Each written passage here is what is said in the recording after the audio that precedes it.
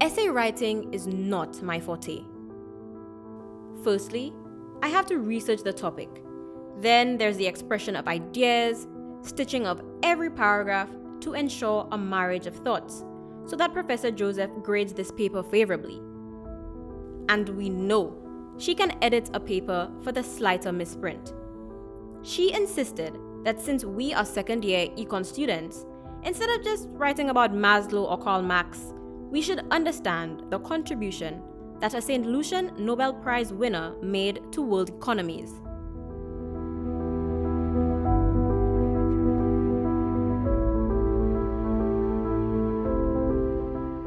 Hence the topic, using Sir Arthur Lewis's thesis of Industrialization by Invitation, write a 2,000-word paper citing a local example of how this theory is being employed in St. Lucia to drive government's fiscal policy. This would have been a seemingly boring topic had it not been for my two friends who are now employed because of this formula: local supply of labor, plus foreign investor, plus plant for operation, plus government's investment arm, the coefficient of which is the essence of this paper. A study produced by Sir Arthur Lewis in 1949, Industrialization by Invitation thesis, was offered as a solution to the problems of Caribbean development. The general idea was for Caribbean governments to encourage multinational corporations to establish industrial enterprises in the region by the provision of suitable physical plants equipped with utilities. Therefore, Sir Arthur Lewis suggested that governments offer concessions to attract investment, such as free construction of industrial plants equipped with utilities, duty-free importation of machinery, tax-free repatriation of profits, and a specified period of tax holidays. Puerto Rico has successfully been implementing this model of economic development with Operation Bootstrap since 1947.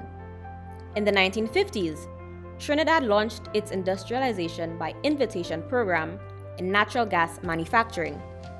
In the 1950s, Barbados launched Operation Beehive, implemented with garment factories. During the same period, Jamaica invited North American companies such as Reynolds, Alcan, and Kaiser to mine bauxite with the hope of accomplishing the same final result. Over the past 30 years, the National Development Corporation, which morphed into Invest St. Lucia, has been using tidbits of this economic development formula to attract foreign direct investment. As of 2017, there has been a calculated resurgence in the implementation of Sir Arthur Lewis's thesis to spur national development in St. Lucia.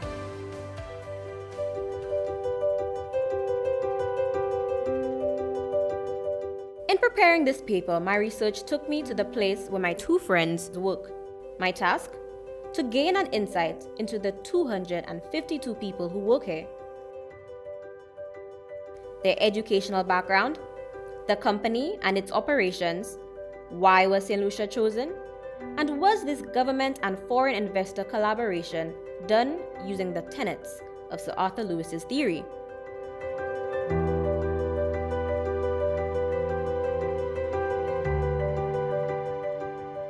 I went to entry post-secondary. I finished my tertiary education at Sir Arthur.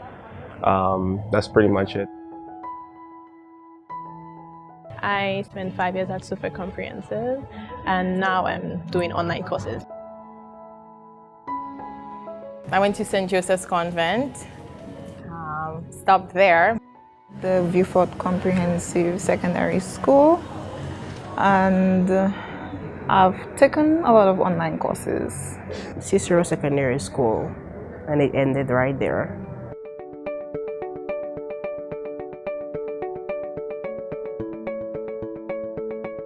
When I applied for OJO, it was in October 3rd, 2017, the application process where we had to kind of go through a assessment sorta to figure out whether or not you were capable of handling the type of task that was going to be put in front of you as part of the job. They were assessing the average person to see basically whether or not they'd be quick enough and smart enough to target a certain pace and times. And afterwards you had an exam, and a percentage of the persons who passed the exam would go to the second interview. When I got here, I was like, Carrie, are you serious? You're honestly going to leave your job that's more convenient for you? I worked there for 6 years.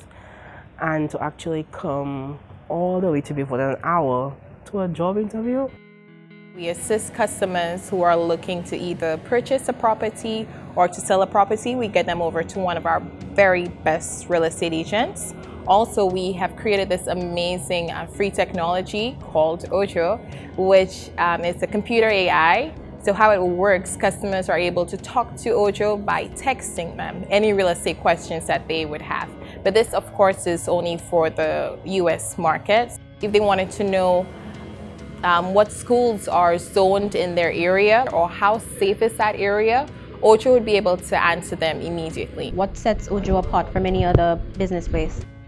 I would say everyone's like family. So everyone treats with each other with respect. Everyone's fun, nothing's ever taken too seriously, but at the same time it's like everyone knows what they have to do, what their responsibilities are. What OJO basically does, it maps out intentions for the software. So we would be presented with a message from a consumer, and we would actually map out the message to help the software understand what the person means. We are an artificial intelligence for real estate. We are the only one. And what we do is that if you're looking for a property, instead of going onto those generic sites like Trulia, Zillow, or Realtor.com, you use OJO to answer any specific question you have about real estate. And it answers that for you in live time. We got 2 sets of leads that we dial, which are like warm leads and cold leads. So we just call up people, we vet them basically to figure out their situation when it comes to buying or selling a property. And as long as they meet all the criteria, we pass them over to a realtor. We live transfer them over to a realtor. Each team has a name, so when you're done with your morning meeting, you get to say whatever chant it is that you come up with that identifies with your group. Also, if you're successful in a sale or something, the whole team gets to rejoice by saying that particular chant again, and sometimes it's a bunch of teams saying chants at once, so it's exciting. And it's just motivation throughout the day. So we come together, we see what we have achieved, then we see where we can work on, and then we pump each other up, and we say our chants, and then we go back on the phone, and we do the very best that we can to assist someone who's looking for a home.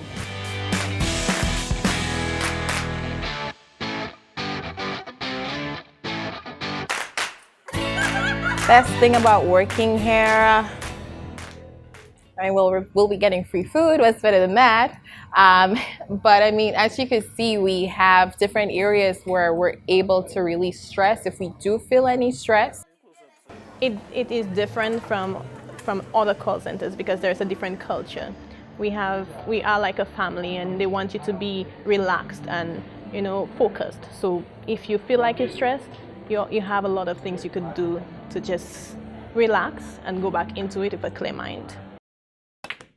A lot of the things you could get that is beneficial to you at OJO, besides just getting meals and some persons getting transportation, especially the late night shifts, you also get to be part of like workshops that could help you become a better leader in the future, prepare you for other jobs where you would want, if you want to undertake something else in management. We have workshops that could help you for that, prepare you, and also just how to behave in a workplace on a whole. I feel like they're very concerned about you, not only about work, but like your personal growth. And I know it's not something that they're pretending to do, because from training, it's like a typical job when you go, like they will just train you based on like the work. But they would tell you, you know what, you have a reason to be here. They try to find out like why you chose to come to the job, what are your goals, if you plan on going to school, whatever. They basically keep you on track when it comes to like your personal life also. So I was like, To have an employer like think about you like that, like that's just something that you hardly find anywhere. 3 unique things about working at OJO. 1, you actually want to come to work. 2, it's a very positive environment. And 3, you actually have managers that are interested not just in you performing, but interested in you on a personal level. Who would be so proud of you and the person you are and the tragedies you overcame and the hustle you do and how you're educated, how you're a good father, you're a good husband, you're a good family member? Who would buy your jersey? Who would be proud to put your name on their back? Think about that. Because when you make excuses of yourself and you have a fixed mindset of, I can't be this, and I shouldn't work hard because it won't matter, I shouldn't read a book and self-educate because it won't matter, because I'll be nothing and I'll never do anything. If you have that mindset, no one will wear your jersey. And who would want to wear that last name on their back? There are a lot of people who just came from school or who have been searching for jobs for a while, and now they're here making money to do whatever they do, their courses, their children, bills. And how's the pay? It's well. It's a fun experience. There isn't really days where you come to work and you feel disappointed you have to come here, or you feel like you're working so hard and the pay isn't well. So it's like, it's worth it to me. For the type of work, what I have to do, it's pretty simple. It's a good pay for what we're doing. The pay is excellent. No complaints. The pay is good. I am being paid very well for what I do. During my research phase, I spoke to dozens of employees at random, and their stories were strikingly similar. Fun environment, we get to play music once it's clean. I mean, we get to have like breakdowns, so we speak about difficult times or difficult calls with everything, and everyone has like a family. So that's what I really like. However, I knew that to secure a better grade, I needed to explain the genesis of the investment. Why select St Lucia? Aside from the unlimited supply of unskilled labor, what else was our country offering investors? I decided then to walk through the great door to meet the co-founder of OJO Labs.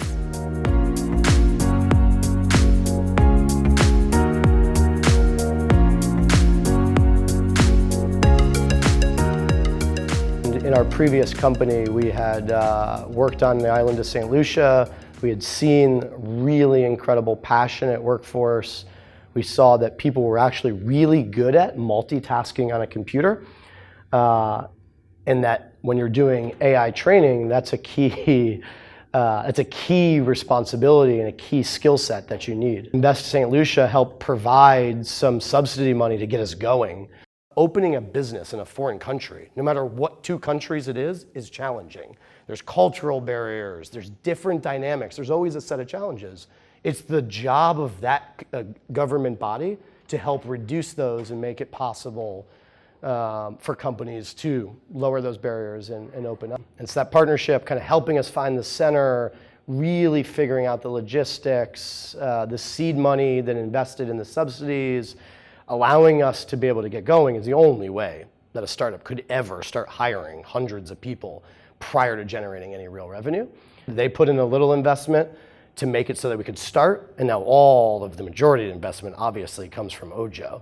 We are very, very passionate about making sure that what we offer can remain and sustain no matter what headwinds come. And we offer the fair value for the incredible work they do, and we're going to continue paying it.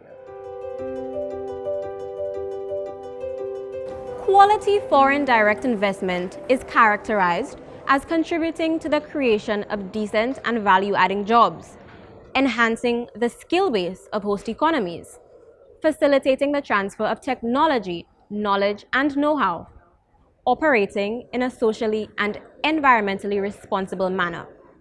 To achieve this, host countries cannot just wait and see what international market forces may bring to them. Rather, they need tailored policies to overcome domestic imperfections that hinder the smooth integration of indigenous and foreign firms. 3 key strategies for attracting quality foreign direct investment are: 1. Provide open, transparent, and dependable conditions for all kinds of firms, whether foreign or domestic, including ease of doing business, access to imports, relatively flexible labor markets, and protection of intellectual property rights. 2. Set up an investment promotion agency. And 3.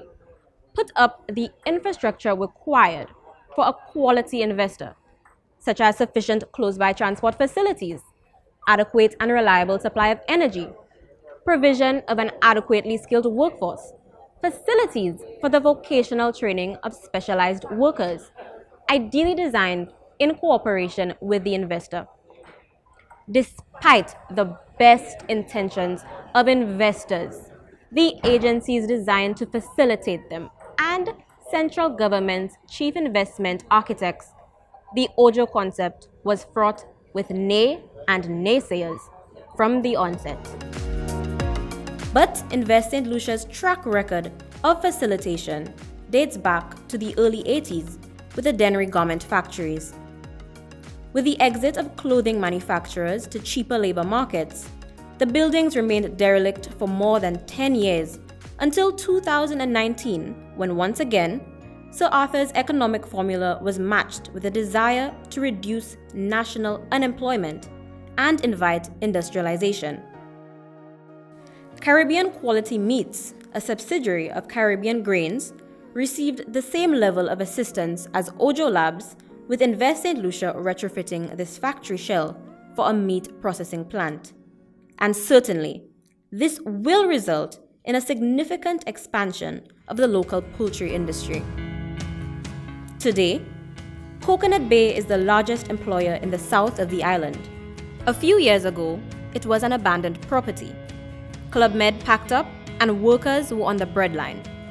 Sir Arthur's formula kicked in again, and government's investment arm scoured the globe for a financially suitable company to run the hotel. The government invested millions in renovations to the property and leased it with an option to buy. At the time, this novel concept was again fraught with nay and naysayers. But the investment formula worked, and in 2016, the hotel was officially sold to the investor.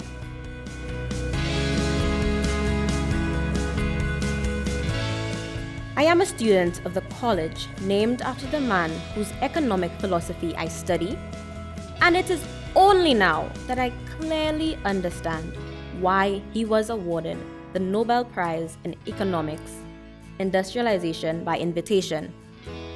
After a trip to this call center on steroids, I truly appreciate the magnitude of collaboration between investors and government, which now ensures that over 250 young St. Lucians have long-term, sustainable employment.